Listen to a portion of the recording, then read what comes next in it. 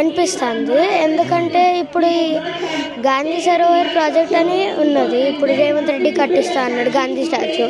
కానీ గాంధీ స్టాచ్యూ తోటి ఏం లాభం లేదంటే ఏం ఆనర్ కూడా రాదు.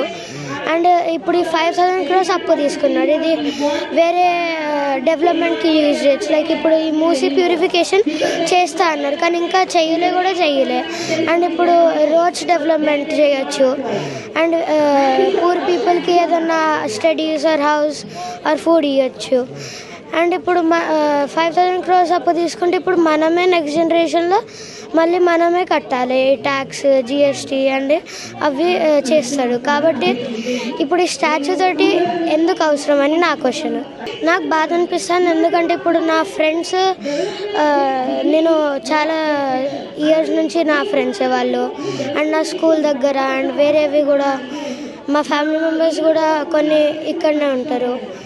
కాబట్టి ఈ అపార్ట్మెంట్ ఒక టైనీ విలేజ్ లెక్క మాకు. కాబట్టి ఇది కూలగొట్టారని నేను చెప్తాను. ఇది ఇప్పుడు మా ఇల్లుని కూలగొట్టడానికి ట్రై చేశాను. ఫస్ట్ రేవంత్ రెడ్డి ఇల్లుని కూలగొట్టు, తర్వాత మా ఇంటి దగ్గర రా అండ్ మా ఇంటిని అయితే కూలగొట్టకు. ఎందుకంటే మా ఇంటికి కూలగొడతాను కదా, కాబట్టి ఫస్ట్ ఆయనకే పెయిన్ అనిపించాలి, తర్వాత మాకు.